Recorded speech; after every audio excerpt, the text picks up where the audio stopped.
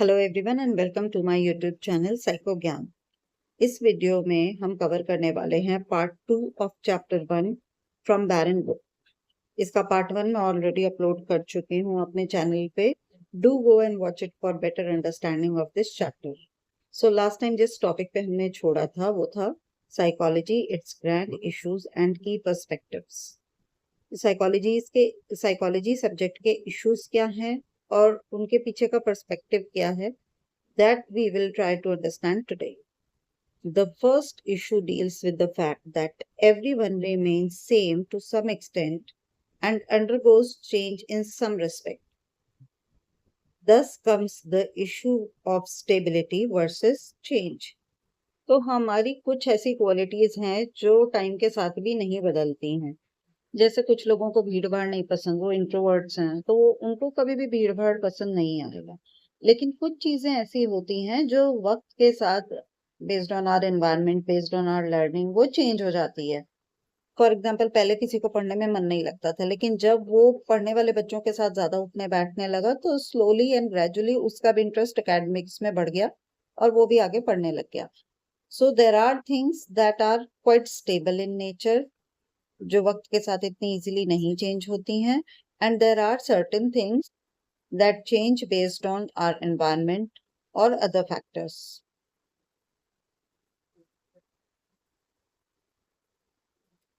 Second issue है, to what extent are various aspects of our behavior shaped by genetic inheritance and to what extent they are learned. हमारा जो behaviour है किस हद तक हमारी जीन्स से कंट्रोल होता है और किस हद तक वो हमारी लर्निंग से कंट्रोल होता है। तो यहाँ जो क्वेश्चन आता है वो है नेचर एंड नर्चर क्वेश्चन। हमारे बिहेवियर के लिए किस हद तक नेचर रिस्पॉन्सिबल है और किस हद तक नर्चरिंग या जो हमारी लर्निंग रही है वो रिस्पॉन्सिबल है। However, today we know that it's not just one factor that affects our personality, it's the combination or interaction of both these factors that shape our personality. हमारा थर्ड मेजर इशू है rationality versus irrationality. We don't always behave in a very rational or logical manner. कई बार हम बहुत बेवकूफ़ी की हरकतें भी करते हैं, लेकिन कई बार हम बहुत ठंडे दिमाग से सोचकर बहुत लॉजिकल रीजनिंग के साथ अपने डिसीजंस लेते हैं। Why does that happen?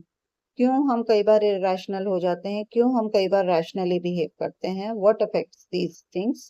This is one of the questions that psychology tries to answer. For example, कई बार हमें लगता है कि ओ ये काम तो 1 घंटे में आराम से हो जाएगा, जबकि जब हम उसको करने लग जाते हैं तब हमें पता चलता है कि 2-3 घंटे भी लग सकते हैं, हमने उसको अंडर एस्टिमेट कर लिया था टास्क को।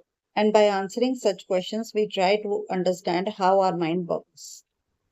Now the next topic is key perspectives in psychology, many facets of behaviour. Basically एक ही इशू को हम कई पर्सपेक्टिव से एक्सप्लेन कर सकते हैं। आपके किसी एक पर्टिकुलर एक्शन को एक बिहेवियरल साइंटिस्ट आपकी लर्निंग के बेसिस पे एक्सप्लेन करे कि शायद आपने कोई अग्रेसिव मॉडल देखा होगा इसलिए आप में अग्रेशन आ गया। यही कोई फ्रॉडियन साइकोलॉजिस्ट होगा तो वो उसको आपके पास्ट लाइफ चाइल्डहुड एक्सपीरियंस के बेसिस पे इंटरप्रेट करेगा। So different different school of thoughts हमारे एक्शंस को डिफरेंट पर्सपेक्टिव से देखते हैं, डिफरेंट पर्सपेक्टिव से एक्सप्लेन करते हैं। यहाँ बुक में एक एग्जांपल दिया है कि आप कोई चीज ढूंढ रहे हैं, आपको मिल नहीं रही है, आपने अपने रूम पार्टनर से हेल्प मांगी, वो भी आया, उसने भी थोड़ी देर ढूंढा, फिर मिल गई। एंड व्हेन यू सेड कि अरे यार मुझे क्यों नहीं मिली, and the reply that you get is तुमने ढंग से देखा ही नहीं होगा। तो ये जो इवेंट है इसको एक बिहेवियरल साइकोलॉजिस्ट बिल्कुल अलग वे में एक्सप्लेन करेगा, एक कॉग्निटिव साइकोलॉजिस्ट बिल्कुल अलग वे में एक्सप्लेन करेगा, और कोई और साइकोलॉजिस्ट होगा किसी और स्कूल ऑफ थॉट का तो वो किसी और तरह से एक्सप्लेन करेगा।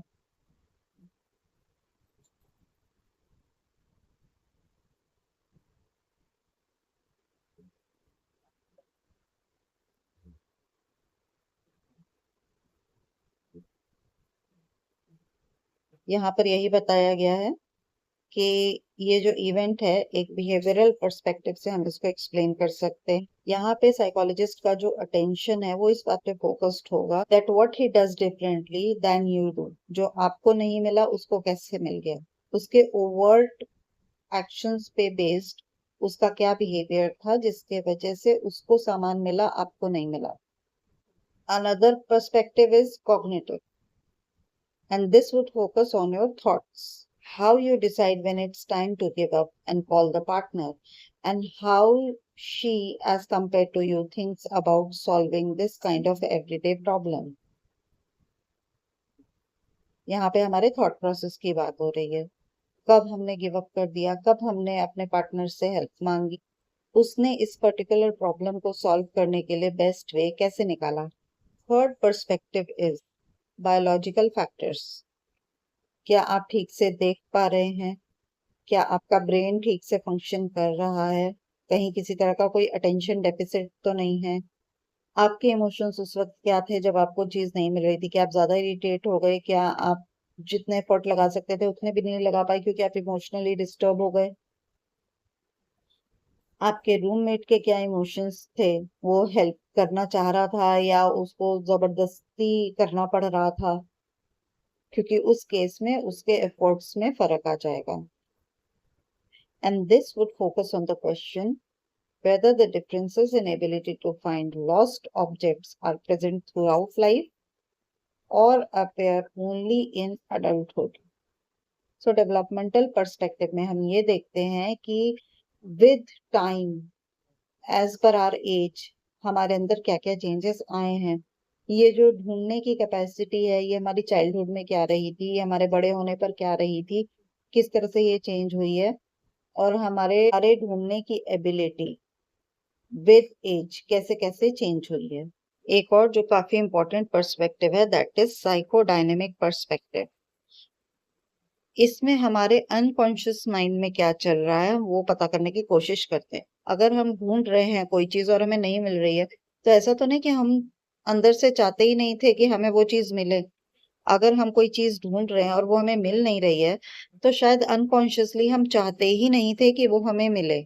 मे बी बिकॉज उसके साथ कोई ट्रॉमा अटैच्ड हो, या मे बी हम इंटेंशनली चाहते थे कि हमारा पार्टनर आए और हमारी हेल्प करे, that would make us feel more important और वांटेड और एनीथिंग। और फाइनली जो हमारा लास्ट पर्सपेक्टिव है दैट इज सोशल और cultural factors. Culturally and socially how we handle issues. हो सकता है आप जिस कल्चर को बिलोंग करते हैं आपके लिए ज्यादा इजी है दूसरों को हेल्प के लिए बुलाना कि भाई ढूंढ के दे दो, और आपका फ्रेंड जिस कल्चर को बिलोंग करता है वहां पे पूरा एफर्ट डालना शायद ज्यादा इम्पोर्टेंट है ताकि आप जो ढूंढ रहे हैं वो अल्टीमेटली ढूंढ कर ही रहें। या शायद आपका फ्रेंड एक ऐसे कल्चर को बिलोंग करता है जहाँ पे अल्टरिस्टिक नेचर ज्यादा होता है लोगों का, वो ज्यादा दूसरों की हेल्प करने में बिलीव करते हैं। या हो सकता है कि आप दोनों का रिलेशनशिप इतना स्ट्रांग है, इतना लॉन्ग टर्म है कि आप अपने आप को डिपेंडेंट फील करने लगे हैं और आपके पार्टनर को भी अच्छा लगता है आपकी मदद करने में। So there are various social factors that are also responsible for our behaviour in a particular situation. These are the different perspectives, और इसके अलावा कुछ और भी हैं but these are the main perspectives जिसके थ्रू हम साइकोलॉजी में किसी भी प्रॉब्लम को देखते हैं। इस टेबल में मेन पर्सपेक्टिव्स को डिस्कस किया गया है इन शॉर्ट, ये आप एक बार जरूर पढ़ लीजिएगा। Our next topic is contemporary psychology, trends in 21st century. Psychology as a field काफी इवॉल्व हुआ है विद टाइम, काफी सारे स्पेशलाइजेशंस नए आए हैं और काफी सारी इसकी सब फील्ड्स आई हैं। इस सेक्शन में हम उन्हीं के बारे में पढ़ेंगे। ये यहाँ एक टेबल दी हुई है जिसमें साइकोलॉजी के सारे इम्पोर्टेंट सब फील्ड्स को डिस्कस किया है। इन शॉर्ट इनका छोटा छोटा सा डिस्क्रिप्शन भी दिया हुआ है, ये भी आप एक बार जरूर देख लीजिएगा। Our next topic is psychology and diversity, the multicultural perspective. तो जब इनिशियली साइकोलॉजी स्टार्ट हुआ तो वो अमेरिका में, यूरोपियन कंट्रीज में ज्यादा था, और वहां पे जितनी भी स्टडीज हुई वो एक पर्टिकुलर पॉपुलेशन के ऊपर हुई। ना सिर्फ इस बात को इग्नोर किया गया कि स्टडीज में डिफरेंट एथनिसिटी और डिफरेंट रेस के लोग इंक्लूडेड हैं या नहीं, बल्कि इस बात को भी इग्नोर किया गया कि मेल कितने हैं, फीमेल कितने हैं। क्योंकि साइकोलॉजी को एक साइंस की तरह देखा जा रहा था, तो पीपल यूज टू आर्ग्यू कि जो एक रूल है, एक प्रिंसिपल है, अगर वो एक बंदे पे फिट बैठता है तो वो दूसरे बंदे पे भी फिट बैठेगा। But obviously today we know that's not the case. यहाँ पे एक एग्जाम्पल भी दिया गया है, domestic violence strongly affected by cultural values. बहुत से ऐसे कल्चर्स हैं जहाँ पे डोमेस्टिक वायलेंस को नॉर्मलाइज किया जाता है। Even you will be surprise to know कि कई ऐसे कल्चर्स हैं जिसमें women themselves support this thing कि ठीक है, मार दिया, it's okay, in fact it's good to maintain discipline in family. तो अब ऐसा नहीं है कि साइकोलॉजिस्ट इसको साइंस मानना बंद कर चुके हैं। They still believe that there are certain rules that apply to all as a human, but we do need to consider diversities, चाहे वो कल्चरल डाइवर्सिटी हो, चाहे जेंडर डाइवर्सिटी हो, या फिर कोई भी और तरह की डाइवर्सिटी हो। We need to include them in our studies. Our next topic discusses exportation of psychology from science to practice। मतलब हमने साइकोलॉजी को एज अ साइंस तो डेवलप कर लिया, थ्योरीज बना लिए, लॉज बना लिए, कॉन्सेप्ट्स डेवलप कर लिए, लेकिन अब इस साइंस को हमें अप्लाई भी करना है in normal life, in daily life. वो कैसे होगा, हम इस साइंस को प्रैक्टिस में कैसे लाएंगे, उसको अब हम डिस्कस करेंगे। सो यहाँ पे कुछ एग्जांपल्स दिए गए हैं। जो क्लिनिकल साइकोलॉजिस्ट हैं, they help individuals deal with emotional and psychological problems. अगर कोई डिप्रेस्ड है, किसी को बहुत मेजर पैनिक अटैक्स आते हैं, या कोई बड़ी बीमारी है जैसे शिजोफ्रेनिया हो गई, तो उन सब केस में एक क्लिनिकल साइकोलॉजिस्ट आपको हेल्प कर सकता है। देन देयर आर इंडस्ट्रियल और organisational psychologist.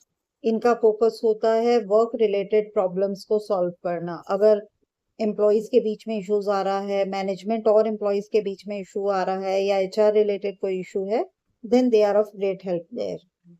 And similarly, there are other examples where people from other fields use theories and guidelines of psychology to solve problems of their field. Our next topic is psychology and scientific methods. How are these related? यहाँ पे हमें तीन चीजें पढ़नी है, which is ontology,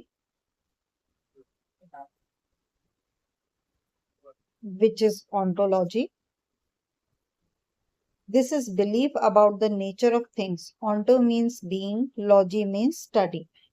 So ontology means study of beings in a more philosophical sense. So it is the belief about the nature of things to be known. जिन चीजों के बारे में हम जानना चाह रहे हैं, उनके बारे में क्या beliefs हैं हमारे. Second is epistemology. This can be explained as what can be known about those things or objects of knowledge जिनको हम एंटोलॉजी में समझने की कोशिश कर रहे हैं, उनके बारे में हम क्या जान सकते हैं. And last one is methodology, कि हम कैसे जान सकते हैं, क्या हमें मेथड्स यूज करने होंगे.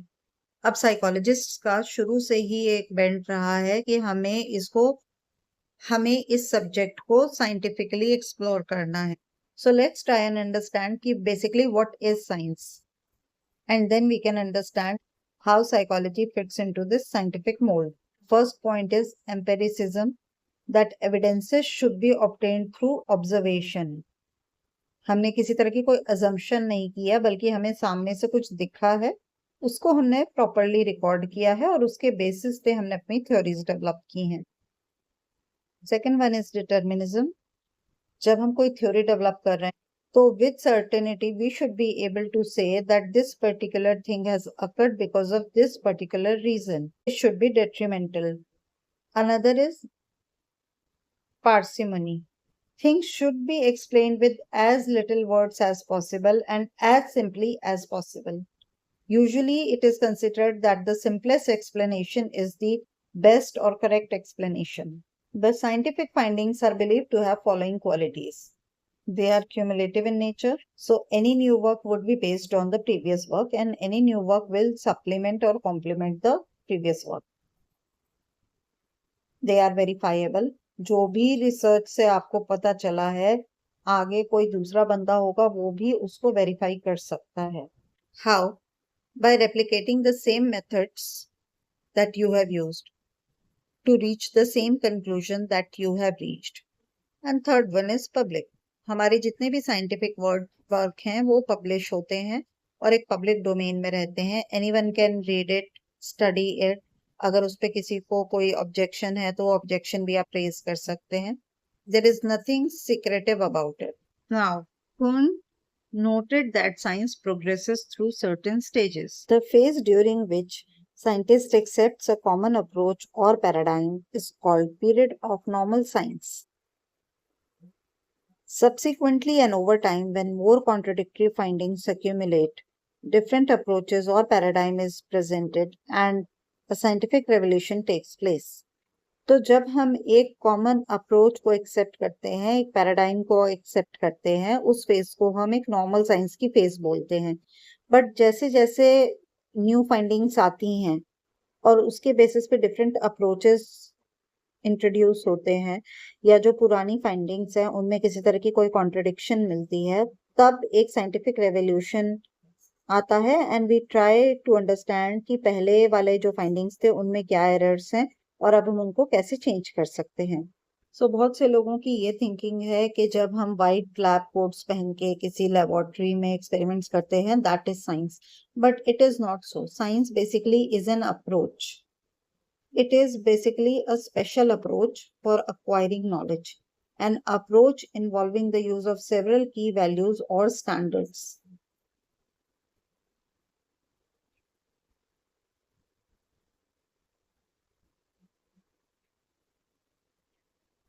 Scientific methods refer simply to using these methods and adopting these values in efforts to study virtually any topic, any aspect of the world around us.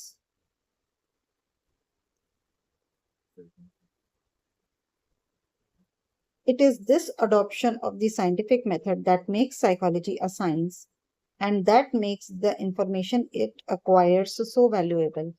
We are able to observe psychological phenomena. We are able to measure it, record it, interpret it in a scientific manner, and that's why theories of psychology can be trusted. Now, there are certain procedures that psychologists use in applying scientific methods. कुछ important measures हैं जो यहाँ पे दिए गए हैं. Accuracy, objectivity, skepticism, open-mindedness. ये मैं वन वर्ड में एक्सप्लेन कर देती हूँ आपको. एक्यूरेसी मींस जितना भी प्रिसाइज और केयरफुली हम अपने ऑब्जर्वेशंस रख सकते हैं उतना हमें रखना है.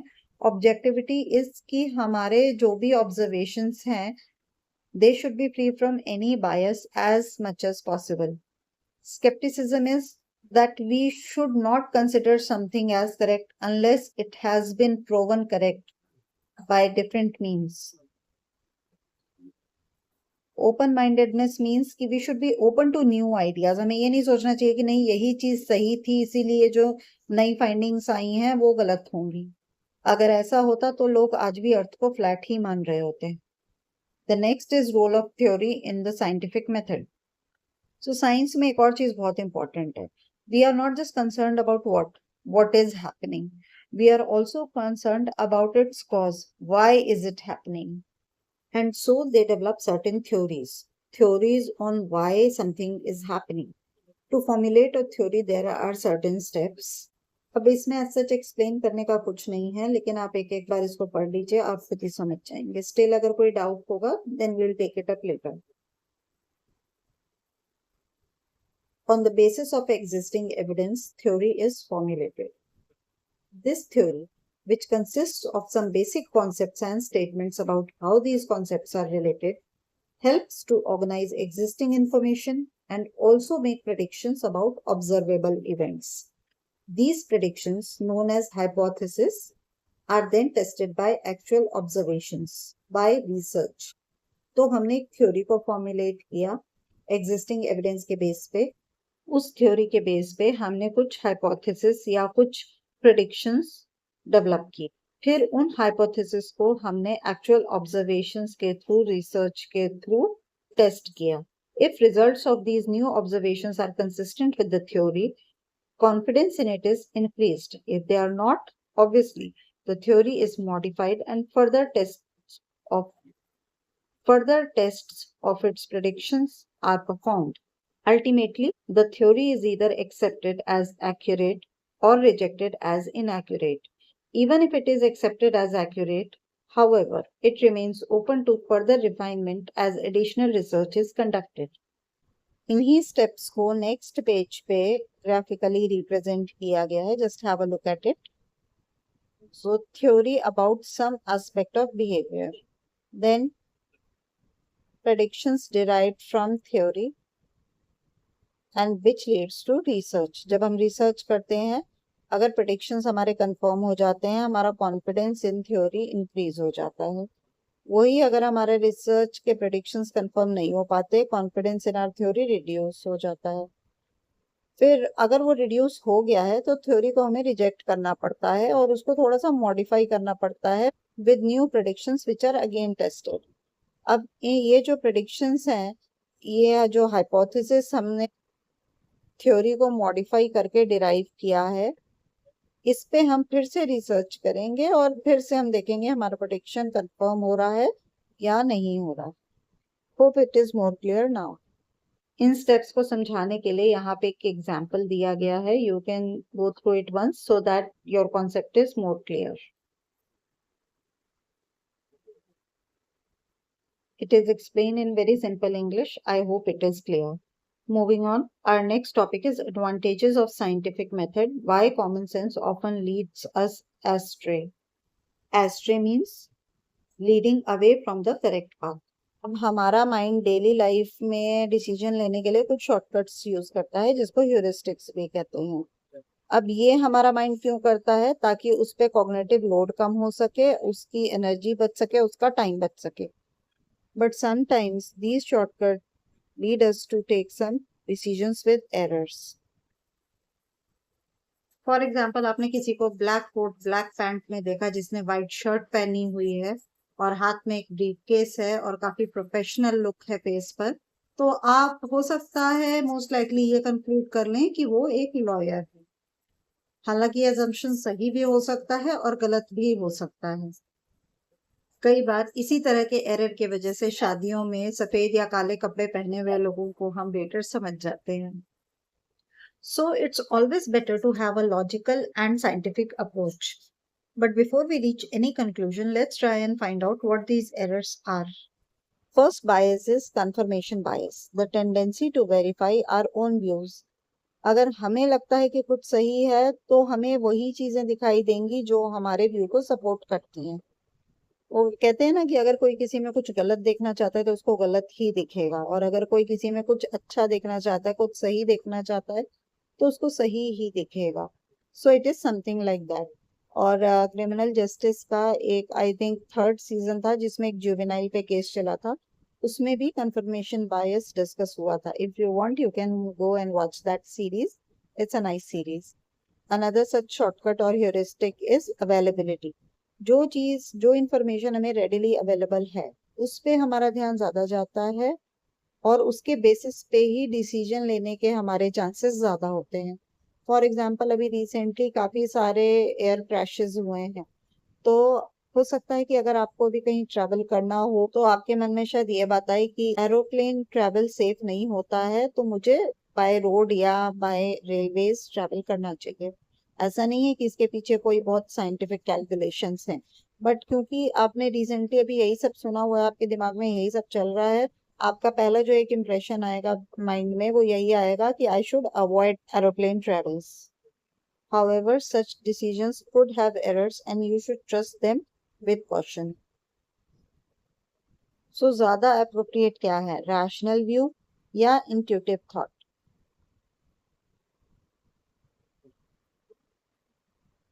Obviously, in general, rational thinking should always be preferred. How can we inculcate more rational thinking? उसके कुछ points यहाँ पे दिए गए हैं. Never jump to conclusions. Gather as much information as you can before you make up your mind about any issue. Keep an open mind. Always ask how. Be skeptical. Never be stamped into accepting some guilt. Be aware of the fact that your own emotions can strongly influence your thinking and try to hold such efforts to the minimum. यहाँ पे intuitive thoughts को लेके एक example भी दिया गया है। जो एंटी लॉक ब्रेक्स हम यूज करते हैं एज अ सेफ्टी डिवाइस या एयर बैग यूज करते हैं इन द कार, इनका एज सच कोई साइंटिफिक थॉट नहीं था। ये इंट्यूटिव थिंकिंग के बेसिस पे डिसाइड हुआ था कि हमें ये सब चीजें इंस्टॉल करनी चाहिए, क्योंकि अगर ये सब रहेंगे तो शायद हमें एक्सीडेंट के टाइम पे कम चोटें लगेंगी।